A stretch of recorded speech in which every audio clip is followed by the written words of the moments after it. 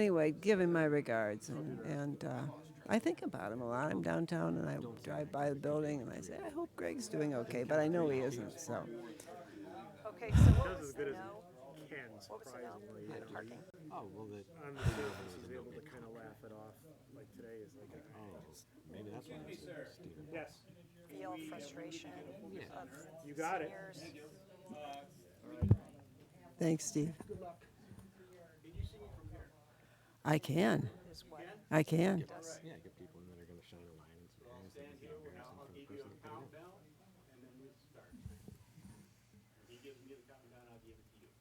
in. Okay, and you do it with your fingers. You do it with your fingers?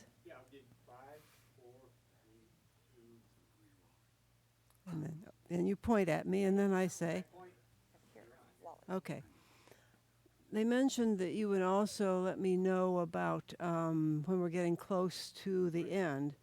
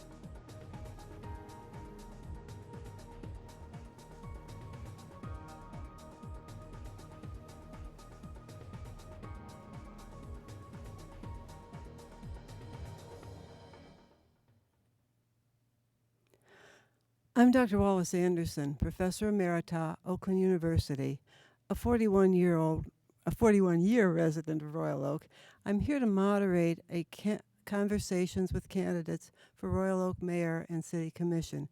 These candidates value and want to protect the community. They are ethical residents who are committed to shining light on Royal Oak governance and taking action to address such major issues as the downtown parking.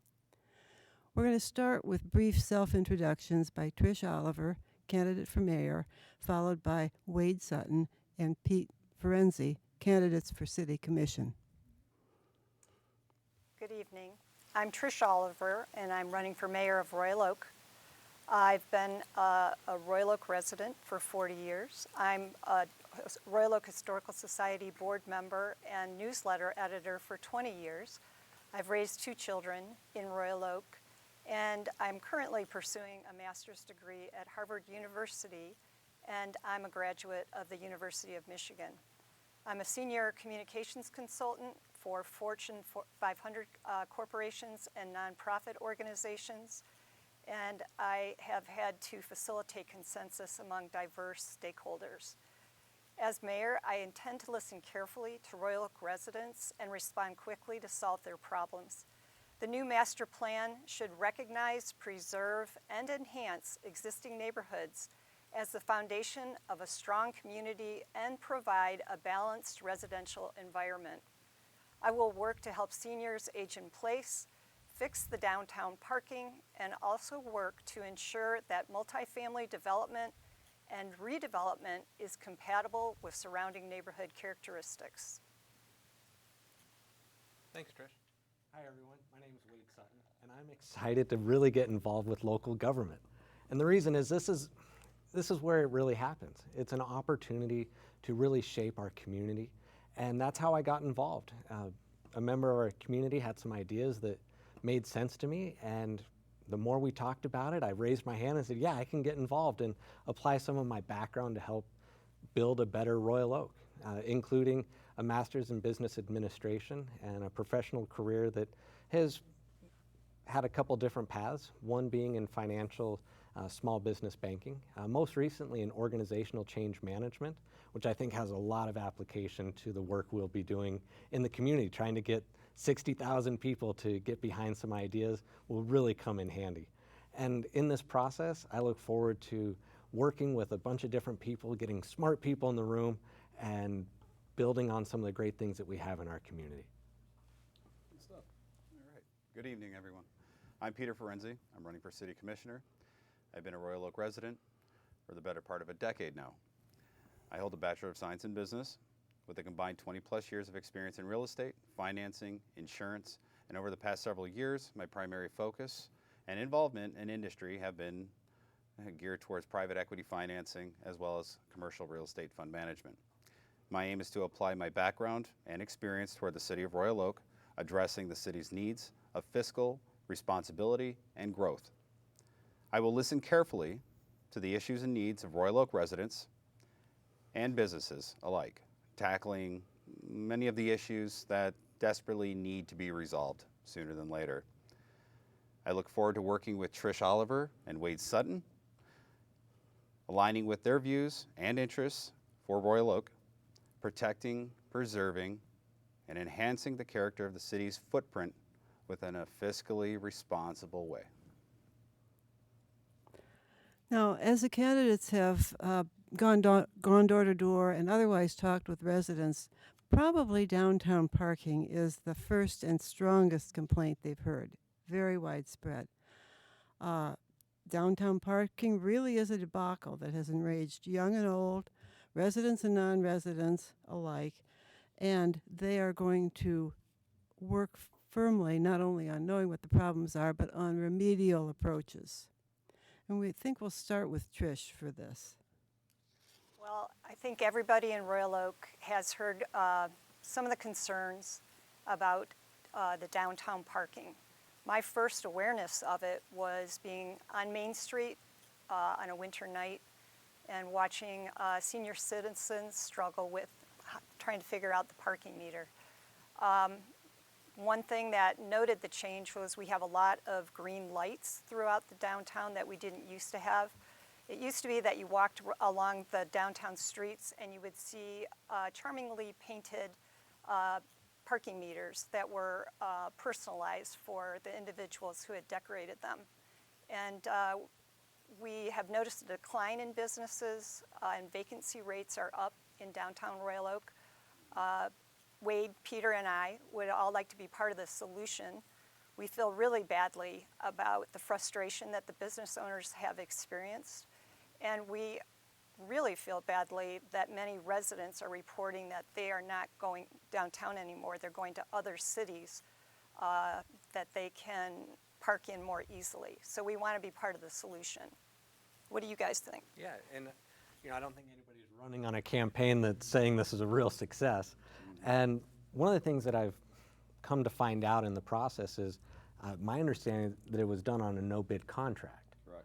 And I mean, I don't get dents repaired on my car without getting three quotes or getting windows done. I can't imagine having a multi-million-dollar project that you're just like, yeah, the first one is going to be the sharpest deal and the best value for the community. So, and I'd have to say, like, what's in that contract that would, we've got to find a way to get that that taken care of. 100%. I mean, if we were able to peel the layers away just to see the truth within the contract itself, I think we're going to find that something that we're not going to want to find, but it's going to be there, bottom line.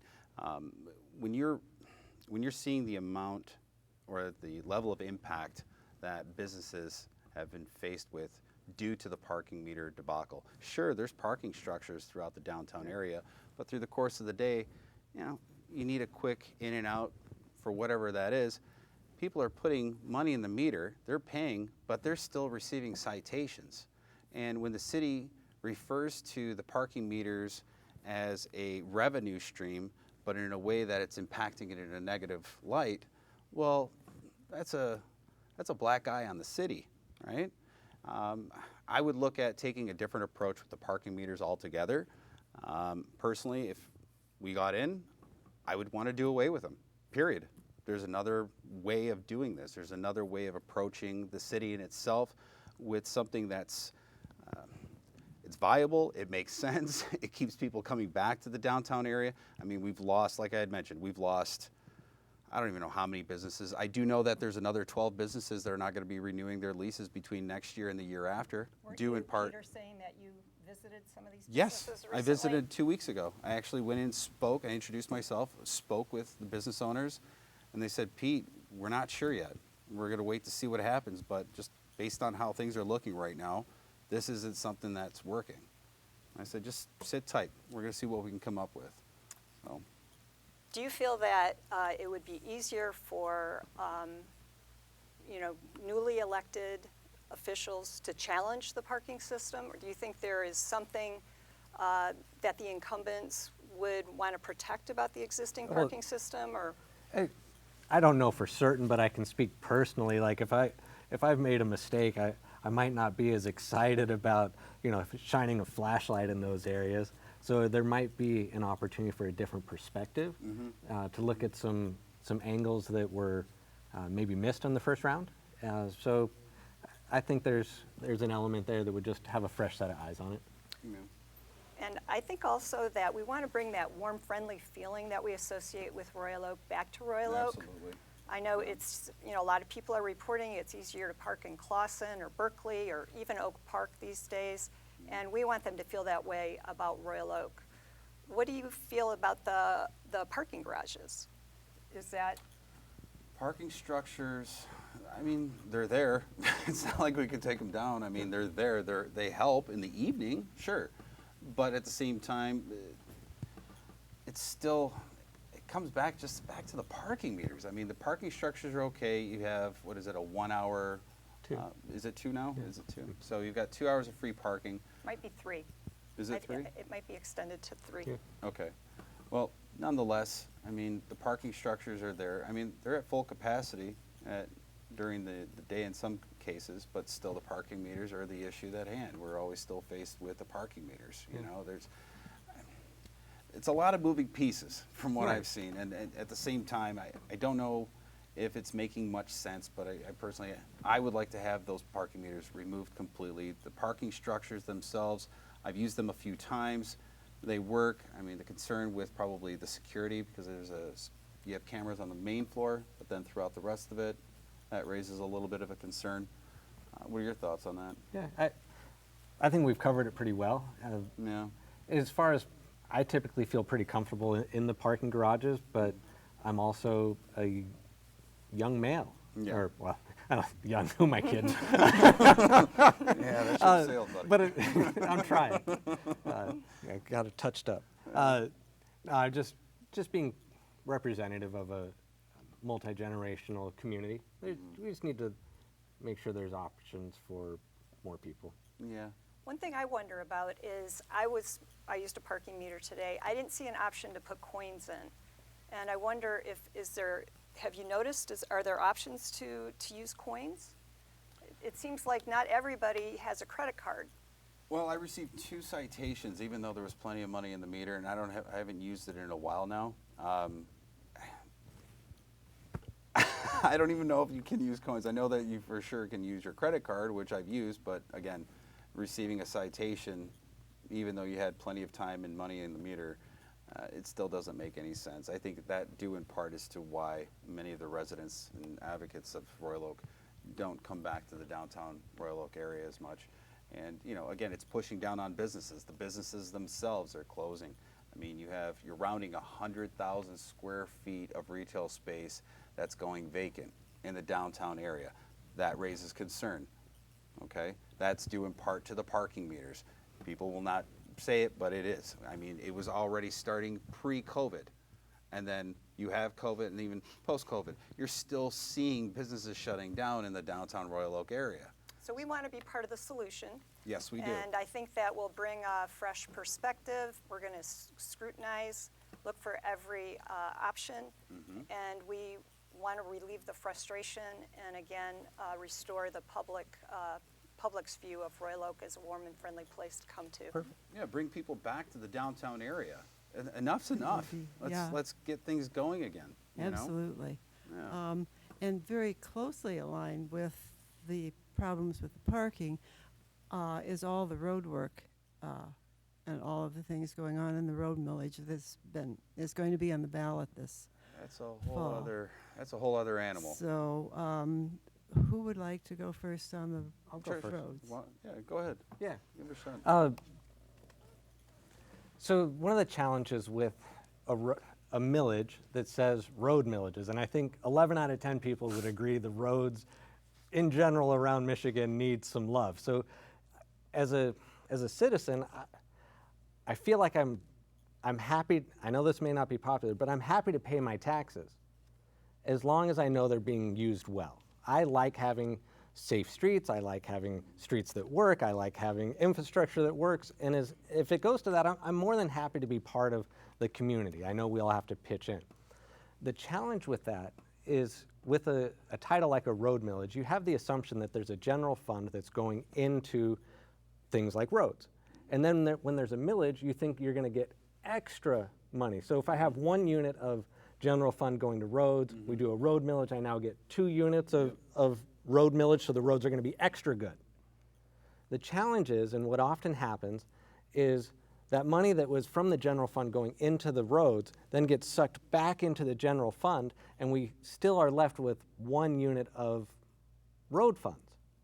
And the reason this happens is when you look at millages like libraries, who on earth is going to vote against libraries? Who's going to vote against schools? Who's going to vote against safety and police? So you put these millages in, and you think you're like, oh, I'm going to grow and get extra safety and extra schools. No, it goes back, it gets siphoned back into the general fund. And then you start saying, well, what's the general fund paying for? I have special millages for all these other things that used to be covered by that.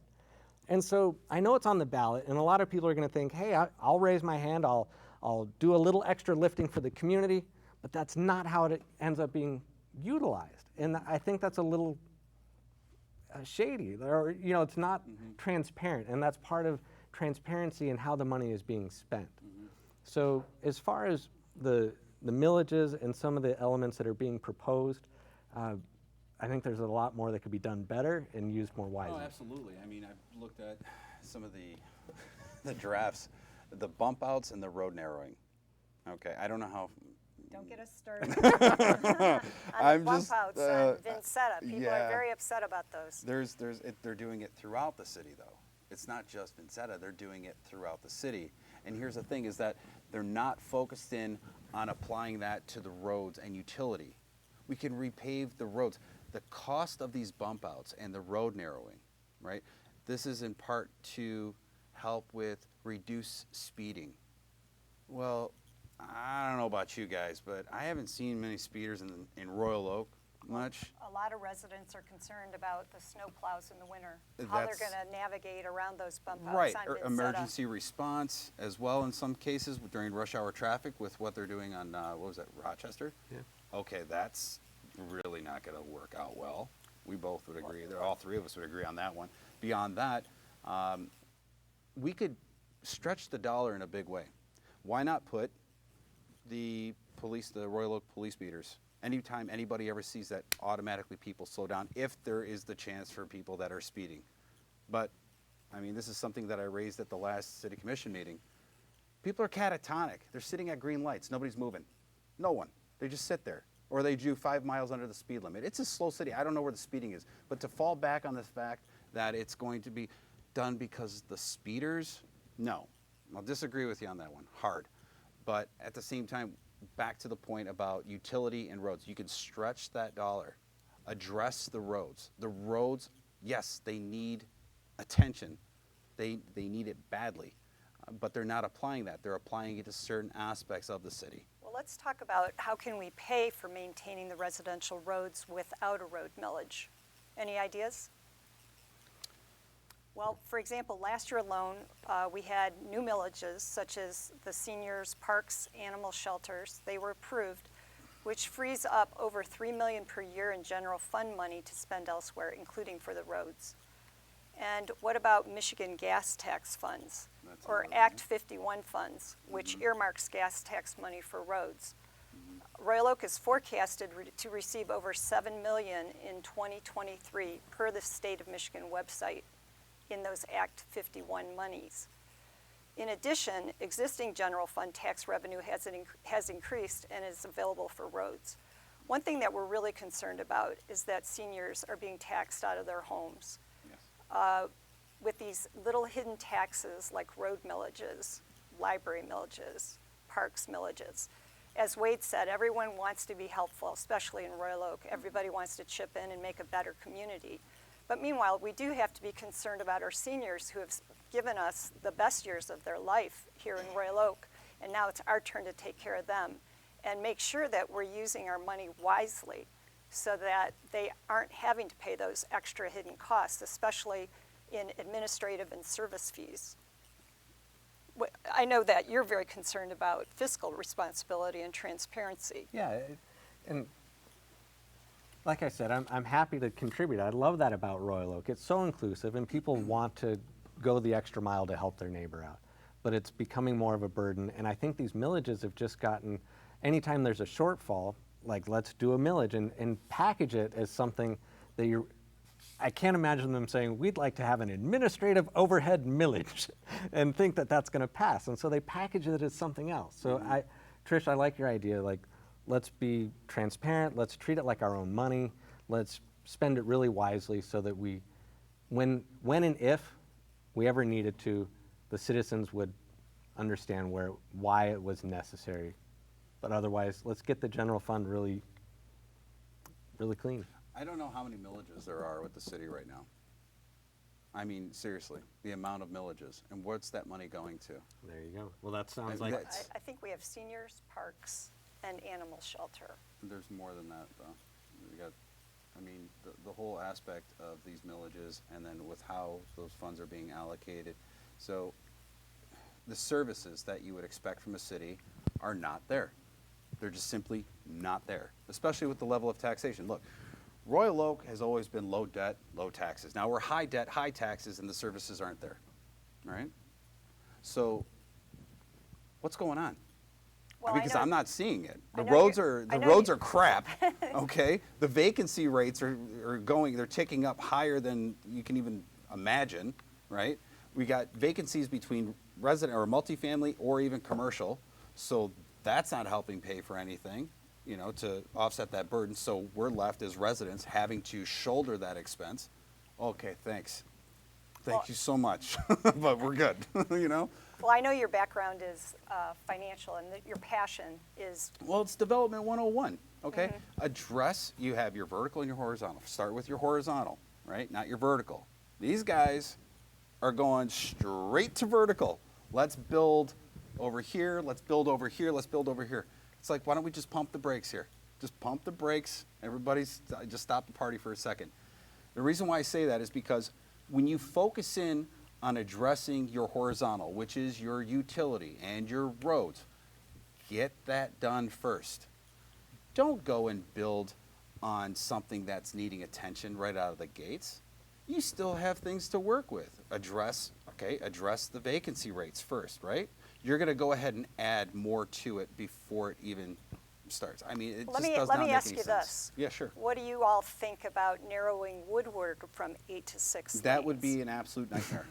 I mean, go ahead, Wade, because No, I live 3 houses off of Woodward, and it's a difficult road. You have having to slow down for those surface businesses and the speed. Like Yeah. it's a difficult, and then the Michigan lefts and.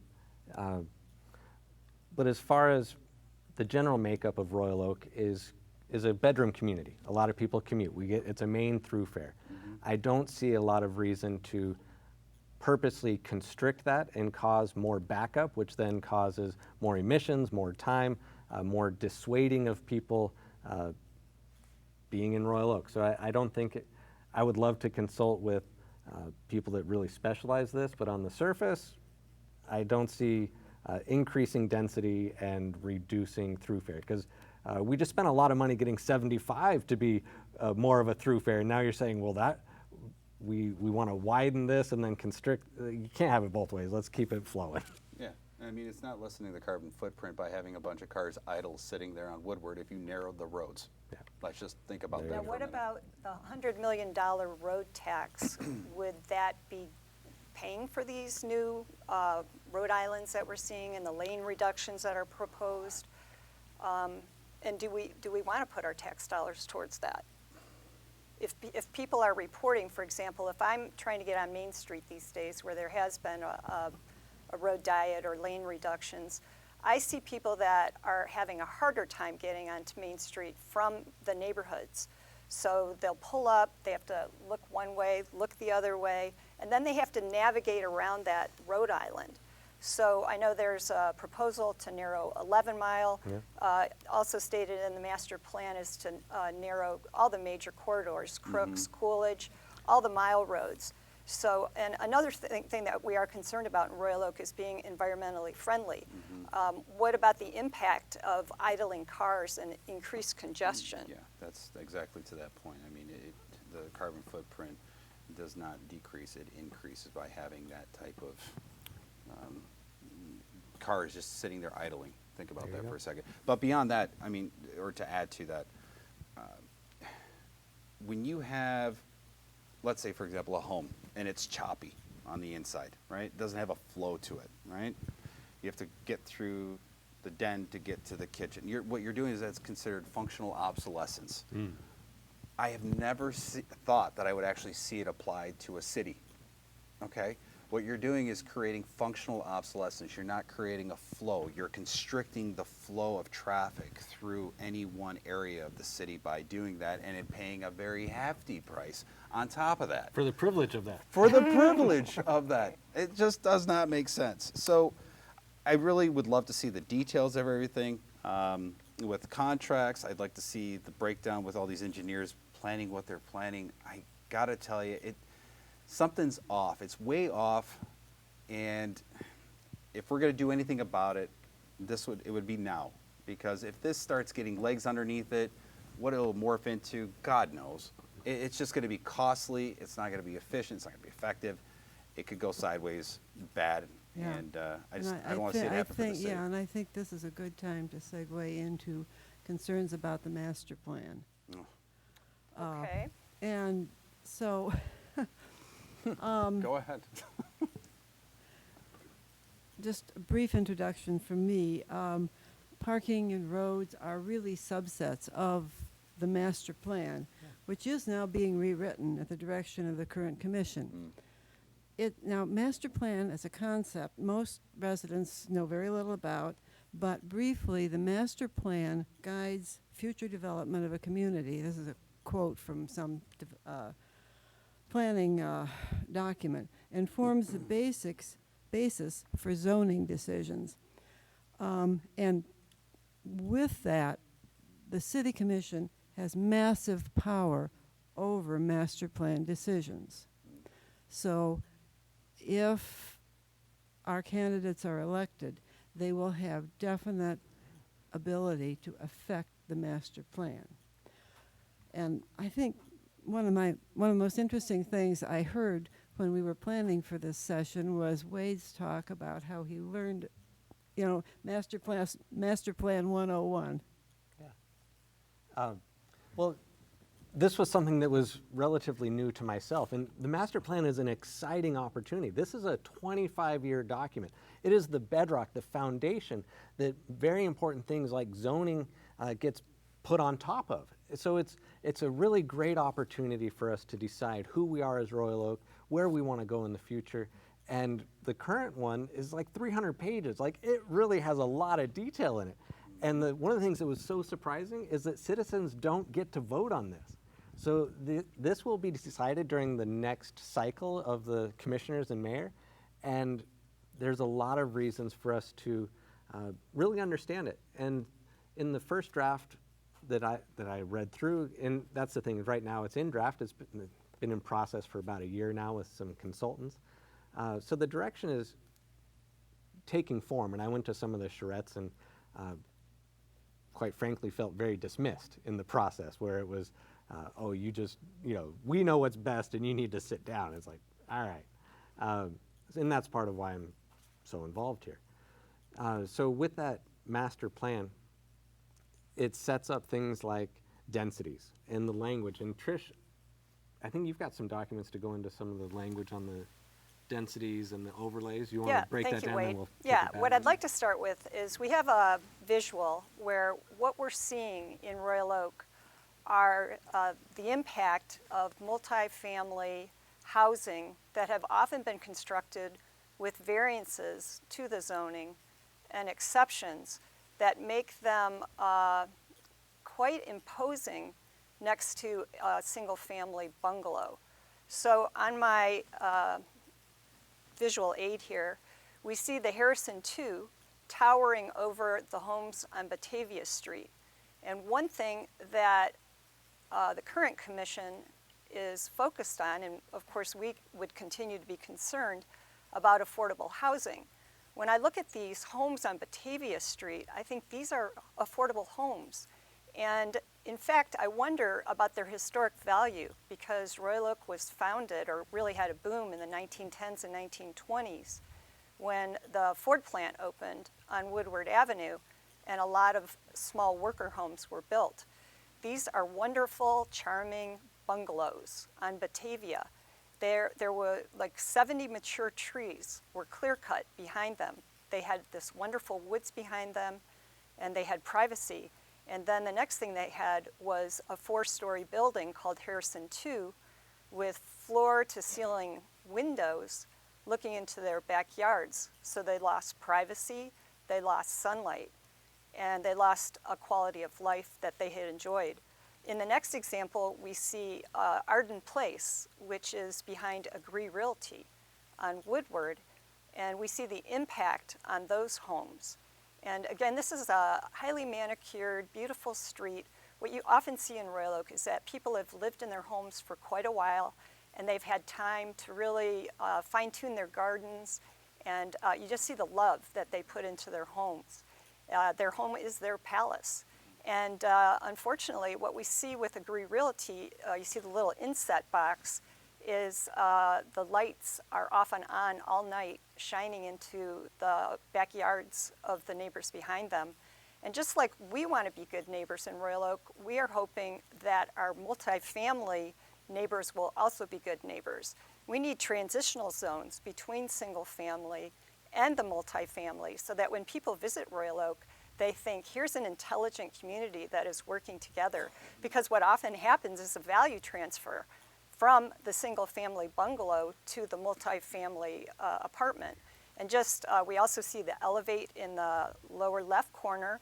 That's on Main Street, and it's towering over the West Harrison home with balconies peering into their backyard. And we also see the Billings Place, which is a 5-story building on Main Street, dominating the homes on Center Street. Center Street in Royal Oak is one of our first historic neighborhoods. And again, these are treasures. We've had these bungalows for over 100 years. Many of these are historic neighborhoods, and we want to enhance our neighborhoods. We want to protect our single-family neighborhoods. There's a lot I could say about this, but I don't want, Pete, what do you have, or Wade, do you have thoughts?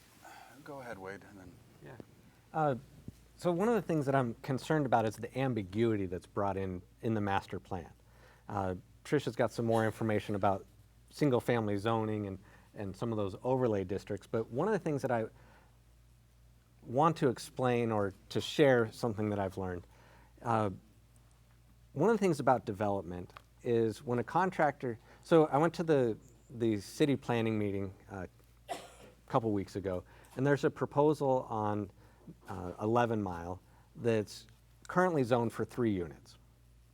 And the proposal that came before the committee was asking for 27. You're not even close. and so you're like, well, why would, and the group, the committee couldn't even come to a conclusion on this. They had to kick it back and say, oh, we can't even make a clear decision on this one. So then you're like, well, if it's zoned for 3, you're asking for 27, you're not even close, why would the city even entertain this? And it comes down to revenue, okay? And this is this idea of sovereignty at bay, being able to do what you want. So if your books are in order, you can say no. And one of the things about business strategy, people say, what is strategy? And strategy is knowing what you are not going to do, okay? So if we as a city write a master plan that says this is what we're going to do and what we're not going to do, then when a developer comes in and dangles you all this revenue with 27 units, you can confidently say, it's zoned for 3, our vision, we're willing to not take that sugar hit and hold our ground. But when your finances are not in order, you either stop spending money, you increase millages, or you sell it down the road to developers and let them come in and do things that are not in the best interest of the community. Now the developers, I love developers. I want them to come into Royal Oak. I want to be very clear on this. But I'm asking that they comply with the elements of the master plan that allows the best interest of the citizens. Because if I'm a developer, I'm a small business owner, like if I can get 27 doors, I can sell 27 units. It's not going to be hard here, guys. Would you rather sell 3 or 27? Every day of the week, please ask. But if we have the confidence to know what we're not going to do, we're going to say no. Yeah. Come back with 3 beautiful plans for 3 units as it's zoned. Please, we would love to have you because that's in the best interest long term. But if your financials aren't in order, they come up and they can't even say no to you. They're like, oh, we'll entertain that. Like, no. The answer is no. Yeah. And that's the problem with not being financially in shape. And that's why the master plan, the ambiguity with these, form-based zoning. In a high-trust environment, with the ability to say no, it's great. It can move things along really quickly. But when you're compromised, it brings in so much ambiguity that they could be compelled to move it through without the variances right now, and then it's open season. And when it's open season, you're going to get some stuff that isn't in the best interest of the citizens. And that's my concern. I agree. You know, looking at the master plan, we got off from that. Looking at the master plan, the thing that bothers me the most is that they keep switching up, not so much the plan, but the verbiage in the plan. Like, if it's so good, why don't you guys just be honest about it? Why tiptoe around it, right? In my mind, I've raised this before. I'm going to say it again, even though it's really bad. I think it's nefarious. I think it's bad. What's been done with the areas of Royal Oak with these multifamilies in these neighborhoods, Trish's point, yeah, you're ripping the character of the city apart by doing that. It's what's done is done now. But now that they're looking to expand that footprint even further and creating this, I mean, it's a monster. I mean, it is a monster. And Well, to your point, Pete, I know what you're referring to with the switching language is, if we could show the next slide, is initially when the master plan direction was presented, which was July, some of the designations were neighborhood medium scale and neighborhood low scale. And then an update was put on the city website August 31st, and that language was changed to neighborhood residential. So if you look at our diagram here, we're comparing current zoning to the proposed future land use categories. And on the left, what you see on the zoning map is primarily a light yellow. And the light yellow is one family. Now that's a designation that anybody understands just because one family means one family. Mm-hmm. But in the proposed future land use categories on the right, that light yellow is now light gray. And light gray, again, initially it was called neighborhood medium scale and there was another one called neighborhood low scale. Mm-hmm. Now they've put those two together into neighborhood residential, but what is neighborhood residential? It's ambiguous. So you have to look at the fine print, and what's included is duplex and multifamily buildings. Now, we don't have any problem with duplexes and multifamily buildings, especially in the south part of Royal Oak. There's some really charming historic duplexes and small multifamily buildings that have been there for, some of them have been there for 100 years. They really add to the character and the fabric of the community. But in the current master plan, how they address that is they call those overlay districts. And what we would like to see the master plan again adopt is keep that one family designation. We don't want to see it changed to neighborhood residential, because when you do that, you open the city up to thousands of new duplexes and multifamily buildings throughout the city. And as you saw from our earlier diagram, we're not seeing really harmonious joinings or insertions of that at this point. I'm going to play off of what Wade just said. At 600 East 11 Mile, a project was recently proposed, zoned for 3 units, 27. Greenfield, south of 13 Mile, zoned for 3 units, initially proposed 12 units, back down to 10 units, but still it's grossly overdense. 4704 South Rochester Road, just south of 14 Mile, zoned for about 16 units. They proposed 44 units. It's just way too big, and it puts an undue burden on those single-family neighborhoods in terms of parking, setbacks, again, losing privacy, and losing sunlight in some cases. It's ripping the fabric of the city apart by dropping these things into those areas. I mean, look, when I was walking, as we were all walking through Royal Oak, meeting with residents and speaking with them, door to door. I've never done more door to door in my life. Wally. You're not done. And I'm not done. I'm not done. You're not done Oh yet. my God. But I'll tell you, there's one thing that I saw, the heart of what this city has. I mean, really, both sides. Yeah. It doesn't matter whether you're left or right, both sides, right down the middle, everybody's on point. Yeah. They're like, enough is enough. This is affecting both sides. We got to come together, realize the extent of what's truly happening. The current mayor and the city commissioners, they're predicating on that divide, so that way they can keep doing what they're doing. That's bottom line. That's what's going on. You keep the divide, they pay no attention, we'll go ahead and keep running this game. Well, the jig's up. We got it. We see what's going on, we see what's happening. Businesses are shutting down. There's a vacancy rate that's continuing to go up month by month in Royal Oak. You're looking to drop in more multifamily in neighborhoods that you don't need to drop multifamilies. Now, in Pete, yeah. to your point, the current language in the zoning ordinance has protected our homes for decades Yeah. and shouldn't be eliminated. So we do want that single-family designation, 100%. also known as one family. We want that protected. And again, what we've heard at Planning Commission meetings is our commissioners saying that the master plan does not impact zoning. It's really kind of a 1-2 punch. First you have the master plan, and then from that comes zoning. So they are completely intertwined. So it's disingenuous to say that they are not related. So, we have many informed, educated homeowners in Royal Oak. They have come in numbers to speak at the last 2 Planning Commission meetings. We've had at least 100 residents both times, and we want their voices to be heard. And to Wade's point, They're pissed.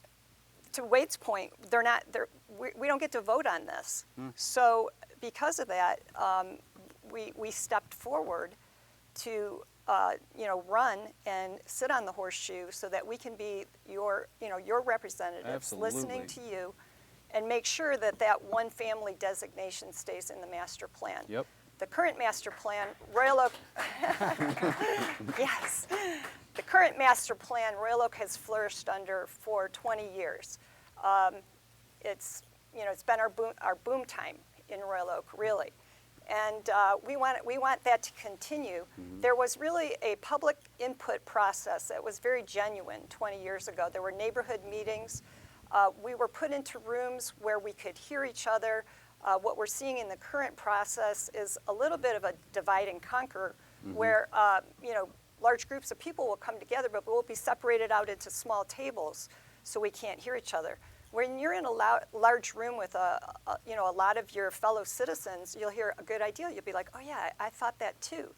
So we want to be able to hear each other, and we want to be, your elected representatives who will sit on the horseshoe and listen to you. We shouldn't have a situation, as we do now, where you basically can't sleep with your eyes closed. You have to have one eye open, watching for the threat that's going to come to your neighborhood. Yep. And then what happens is the neighborhood rallies. In some cases, they have to get an attorney. They spend untold amount of times defending their neighborhood. And we want to be the voices that can take that burden off you. One suggestion that has been made has been to put, much comment has been, were we really notified about this pending project? So we want to make sure you're notified. The state requires that people within 300 feet are notified. We want to extend that. We want to exceed the minimum and notify people within 500 feet uniformly. We'd also like to put a sign at the site, because often those cards come and they're lost in the 11th hour. In the 11th hour. Yeah, and they're Hey, lost. by the way, we're dropping a 27-unit complex on the corner of your street. Hope you like it. Enjoy the view. Get organized, no. neighbors, and rally. No. And we want people to have time to work, relax, take vacations, take care of their elders, and not have to defend their neighborhoods. Yeah, exactly. I want to pop in here for just a minute and say that other cities do, I've seen them put up signs on proposed developments, not just a proposed development, but real detail with information about how you can find out more and go to meetings. But I'd like to take you back briefly to the voting process on the master plan and zoning, because the reality is I don't think citizens have any input at the end, any decision-making power here. Whatever happens comes out of the city commission. It's approved by the city commission, and you live with it. So would you address that? Yeah, Wade, go ahead. Rock that. So So much there. there's a lot there, and that's part of basically a volunteer government. This is of the people. Like, we're just trying to get involved in raising our hands, and so it has to really operate on trust. I need to trust that the process was vetted, it was included, so that when stuff comes through, you know that it's following the rules. And let me make this clear, like, when you're a developer and when you're a homeowner, like a 30-year mortgage, like I'm expecting to raise my family here. This is a long-term investment. When developers come in and they want to build a multi-million-dollar property, they want to have confidence that it'll get approved. So having a strong master plan that's valid, that's followed, that's consistent, benefits the neighborhoods, it benefits the development, and that's where I'm concerned right now, and I think it's indicative that a project that is so egregious, like the three that you just outlined, that an architect, an investor, an attorney, like they thought that those would get approved, like they should have looked at that and laughed themselves out of the room. But instead they were like, you know what, I think Royal Oak is desperate enough. They'd probably take this one right now. And it's like, we're not desperate. And so the master plan, if it's done well, if it's well-reasoned, it has the right people in the room, it will set and calm this down so you don't have to look over your shoulder and wonder what's coming. You can be like, there it is, and it's being governed properly, and the people that are overseeing it are just, I mean, none of us have been in public office. We're just neighbors saying, I just want to like be part of this, and Nobody's stepping up to do anything. So about anyway, that's this. my thought. Yeah, on, no, wait. Everything you said, let's- man, is 100% on let's point. ask- What Trish I said, would- 100% on point. I want to ask Trish whether you have anything more to say about the actual plans. Yeah, thank you for that opportunity. There is so much to say about the master plan. This is now called the direction, master plan direction. It's a draft. The actual master plan won't be formalized until after the new year. That's why we would love to be your elected representatives come November so that we can unwind some of these initiatives and make this, actually our current master plan is very good. Other things that we're concerned about, in that, I don't know if we're still showing the graphic, but there's a little goldenrod horizontal stripe, and it says proposed language mixed use corridor. So if you look at the map, there are a lot of zones that are now put in the gray map on the right with this goldenrod. And again, what is mixed use corridor? If you look at the zoning map on the left, we see a lot of clear language. General business, you know what that is. Multiple family, you know what that is. Two family, you know what that is. What's mixed use corridor? Well, if you look at the fine print, what it says is that in those areas, we are now going up to 4 stories. And currently, those are zoned for 3 stories. So that takes us from 36 feet to 50 feet. And again, we start to see that towering over the single-family homes. It's a loss of value. The bungalow loses value. The multifamily home gains the value. And we don't want any of these shocks to come to the residents. In addition, we have already touched on this, but part of the master plan is the narrowing of all the roads. And again, we're seeing a lot of frustration with that already with the current experiments on Main Street and Rochester Road. We don't want to implement more roads without data. We need data. We need to see that Scalable data. yeah, that accidents have been reduced or that there's some reason to implement this. And by all means, we don't want to ask the citizens to pay for more road narrowings and road islands without knowing that there's data to truly support this initiative. And I think that's a great point, Trish, because we're not engineers. We're not like, these are ideas. That's the interest. My interest is if you can show me the data and it supports it, and this is what you then, and that's what the citizens vote on. I am a representative, and like that's my initial thought. But show me the data, and I'm all ears. I've already shown you the data. I've already shown you the data on the real estate end of things, okay? The utility is antiquated. There's a lot of things that need to be addressed before we start going vertical with the city. Address the horizontal areas that are antiquated, and then build on that. But in the meantime, why don't we start putting some people in some of the vacant multifamily units that are in the Royal Oak area? There are a lot of vacancies. Okay, we're going to surpass Detroit within 2 years. We're already on our way to hitting 600. We're about 535, 550 right now that are vacant. Then you have the commercial space. I mean, there's a lot of subject matter there, right? So, I mean, let's just use logic. It's not that hard. Just be logical. One of the things that is so wonderful about this group of candidates is that they bring such different strengths to this, and having Pete's expertise in real estate so he can actually find out things and understand them rather than just thinking it's so has been very, very enlightening. We don't have a lot of time left, so I do want to move on to one more thing here. Like all credible candidates for Royal Oak public office, Trish, Pete, and Wade are committed to quality of life matters, including public safety, parks, our library, transportation, and senior programs.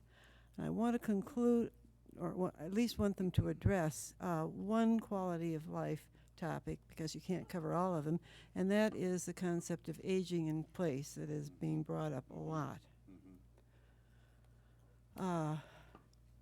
Somebody want to start? Well, a significant percentage of our population are seniors. I think it's 28%. So we definitely, again, these people, these residents have given us, they've, entrusted us with their lives, basically. I mean, they've spent their lives here in Royal Oak. And the Headley Amendment caps the property taxes to some extent. But we don't want to, create so many multi-family homes and so on that would be where they downsize to. I know that seniors, they love their homes, they've been in their homes, and they want to stay in their homes.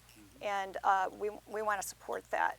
We want to ensure that senior millage money is used to enhance senior services and aging in place task force recommendations.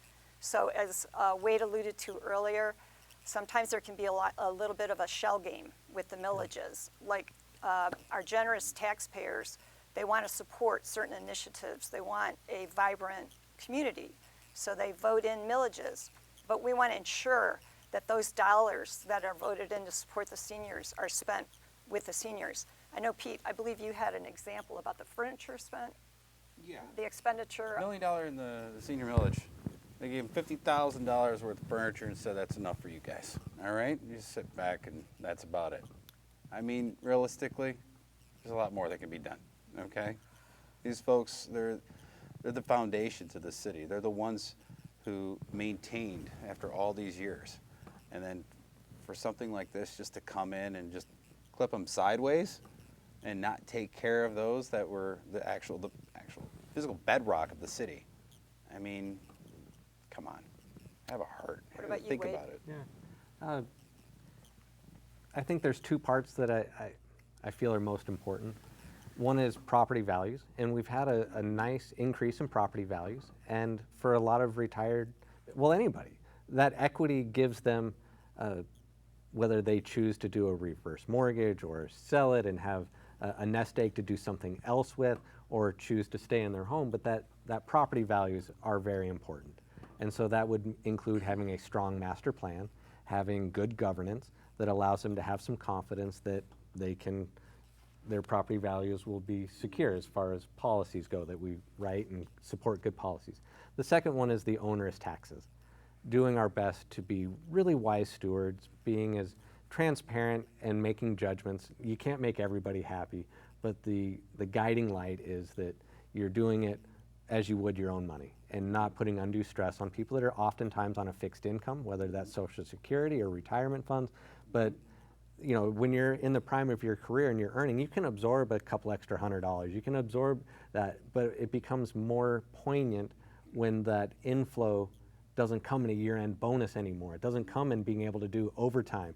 And so you find yourself going and picking up part-time work and doing those types of things Just to pay the taxes. just to pay the taxes. I And mean, I don't think that's a fair thing to ask. So from an aging in place, there's a whole bunch of things that individuals could choose to do, but the two that I would say was have good, strong zoning and governance and not putting undue extra 100%. taxes.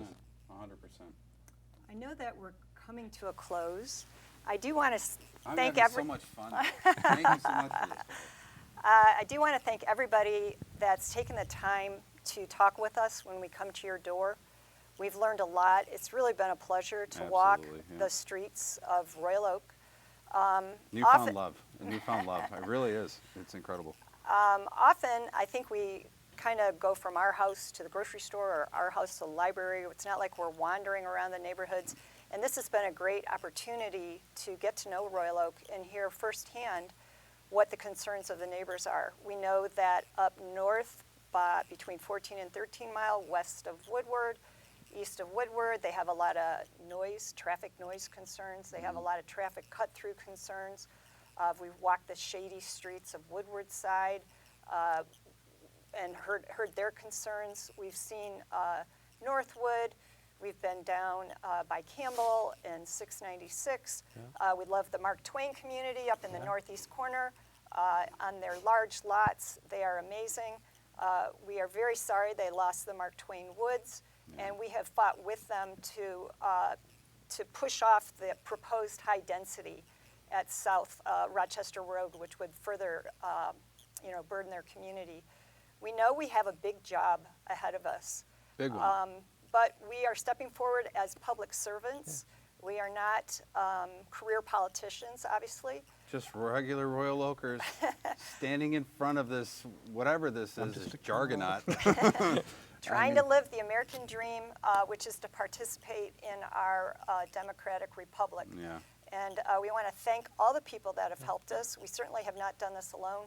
We've been engaged in conversations and community meetings. So much support. Since so January, much support, yeah. and we'll need your help when elected to continue. We want to crowdsource our ideas and take it all the way home. Get it over the finish line. Let's get it back to normal again. Let's get the city back. It's so critically important right now. So, I didn't mean to interrupt you. Not at all. Wade, do you want to add anything as I a think closing? the big punchline is these great ideas and all this effort, if we're not elected, then we have to take more of a passenger advocacy role in continuing to support the community. But if we are elected in November, this gets amplified. Then we have a vote at the table for the master plan. Yep. We can work through these things and actually have a seat at the table around the horseshoe. So none of that happens without getting out and voting. And if you want to learn more, our websites are up. Physically voting. Yeah, go physically vote. Go to the ballot box. Let's get the voters out. Yeah, get the Check it voters off. out. And we are your neighbors, so go to our websites, pick up the phone. Do you want to say your website? ElectWade2023. .com. Oh, don't forget the .com. ElectTrish2023.com. ElectPeter2023.com. We want to thank our wonderful moderator. Yes, Yeah. Wally, thank you very much for giving us this platform to actually expand on everything that's of it's so important. And we Well, want to thank and, CMN TV Yes. and their wonderful thank you very much. production skills and making us feel comfortable and doing all the lighting and mics. Again, thank you to our Royal Oak residents, to everyone who's helped us. You know who you are. Yes, and you do. We're going to rely on you for continued help. And when elected, we'll rely on you some more. Come on, Royal Oak. Come on, Royal Oak. Let's get it going. Let's get this stuff going again. And I've got a minute here. I Absolutely. want to make one summary statement. All right. And that is, as you can see from what you've heard tonight, Trish, Pete, and Wade are eager to roll up their sleeves and begin the hard work of shining light on city government for us residents and developing pragmatic, ethical solutions to the problems. Yep. Well said. Very, very good. Thank you. Thanks, Wally. So, more applause. Let's do it. We can do this. We can get Royal Oak going again, right? I'm very, That's all we need to do. You know, Absolutely. I'm, Well, I will I'm a wrap s- it up by saying it's been really a pleasure working with Wade and Peter. I Thank really you. appreciate their specific skills, financial acumen, also financial acumen, and so well spoken on both. I'm looking forward to our teamwork and for delivering great value to Royal Oak and enhancing our beautiful city. and I think that's pretty much it for our event. Thank you all for joining us and watching it as you get the opportunity. It will be running regularly on a schedule for this television station, so I hope you will get a chance to look at it more than once, share it with your neighbors. Wally, thanks for also asking a lot of the tough questions that needed to be answered. I mean, the city really needs to know what's going on. And above all, vote. Vote. There you go. Vote November 7th. Physically cast your vote. No mail-in ballots, just physically cast it. Well, get it in there, one way or the other. Absolutely, get it in there. Okay. You have to. You have to. This is Thank the you. time.